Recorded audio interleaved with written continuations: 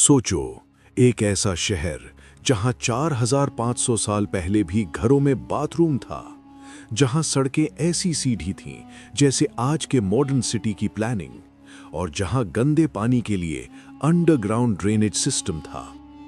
लेकिन सवाल ये है, इतनी एडवांस सभ्यता अचानक एक दिन जमीन के नीचे कैसे दफन हो गई? क्या मोहनजोदाड़ो किसी भयानक प्राकृतिक आपदा का शिकार हुआ, या फिर ये किसी ऐसे रहस्य से जुड़ा है जिसे आज तक दुनिया समझ नहीं पाई?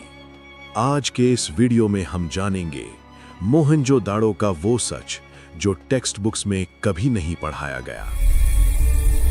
जब पूरा शहर एक ही दिन में खामोश हो जाए, जब हजारों जिंदगियां बिना लाश छोड़े गायब हो जाएं, तो सवाल सिर्फ कैसे का नहीं होता, सवाल क्यों का होता है।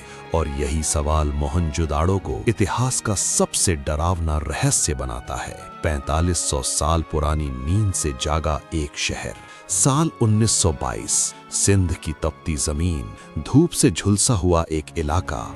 ब्रिटिश हुकूमत के लिए काम कर रहे भारतीय पुरातत्वविद राखाल दास बैनर्जी जब यहाँ खुदाई कर रहे थे तो उन्हें उम्मीद सिर्फ कुछ पुराने सिक्कों की थी। लेकिन जैसे ही मिट्टी की पहली परत हटी, ईंटें निकली, सीढ़ियां निकली, सड़कें दिखाई देने लगी, और फिर पूरी दुनिया की सांस थम गई। जमीन के नीचे एक पूरा शहर सो रहा था। नाम दिया गया मोहनजोदाड़ो, मृतकों का टीला। ऐसा शहर जो अपने समय से हजारों साल आगे था। अब जरा दिमाग खोलिए, 4500 साल पहले जब दुनिया के ज्यादातर लोग कच्ची झोपड़ियों में रहते थे, गंदगी में जीते थे, पानी के लिए नदियों पर निर्भर थे, उसी समय मोहनजोदाड़ो में हर घर में बाथरूम, हर गली पक्की, हर नाली अंडरग्राउंड, हर सड़क एक सीधी ग्रिड लाइन में। और सबसे चौंकाने वाली बात, ये कोई शहर नहीं था, ये इंजीनियरिंग का चमत्कार था। द ग्रेट बाथ सिर्फ तालाब नहीं, एक रहस्यमयी संस्कार। शहर के बीचों बीच एक विशाल जलकुंड, इतना मजबूत कि 4500 साल बाद भी उसकी वाटरप्रूफ परत टूटी नहीं। इतिहासकार मानते हैं ये नहाने की जगह नहीं थी, ये शुद्धिकरण का स्थान था, ये आत्मा की सफाई का केंद्र था। यानी ये लोग शरीर ही नहीं, आत्मा की भी इंजीनियरिंग जानते थे। व्यापार, गणित और एक जैसी दुनिया। मोहनजोदाड़ो से जो बटखरे मिले वो हैरान कर देने वाले थे। किलोग्राम जैसा सटीक माप,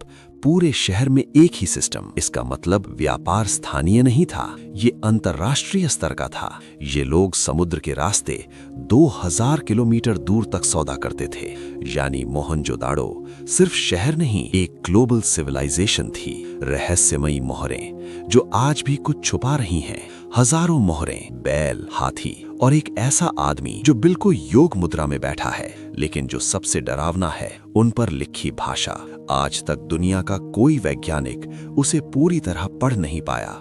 4500 साल बाद भी मोहनजोदाड़ो अपना राज हमें नहीं सौंपता। लोग सिर्फ जिंदा नहीं रहते थे, वो जीते थे। ये कोई डर के मारे जीने वाली सभ्यता नहीं थी। यहाँ बच्चे खिलौनों से खेलते थे, महिलाएं मेकअप करती थीं, लोग गहने पहनते थे, पासा, खेल और संगीत था। यानी ये सभ्यता डर से नहीं, आनंद से चलती थी। और फिर सब कुछ रुक गया।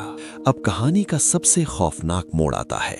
इतनी एडवांस, इतनी सुरक्षित, इतनी समृद्ध सभ्यता, और फिर एक दिन सब कुछ रुक गया। ना कोई युद्ध, ना कोई हमला, ना किले टूटे, ना हथियार मिले, फिर भी पूरा शहर खाली। जैसे लोगों ने खाना अधूरा छोड़ा, घर अधूरे छोड़े, जिंदगी अधूरी छोड़ दी और चले गए। लेकिन गए कहां? पहला शक, विनाशकारी बाढ़। वैज्ञानिक कहते हैं सिंधु नदी बार बार रास्ता बदलती थी। भयानक बाढ़, शहर डूबता, फिर लोग दोबारा बसाते। लेकिन एक बाढ़ ऐसी आई जिसके बाद लोग कभी लौटे ही नहीं।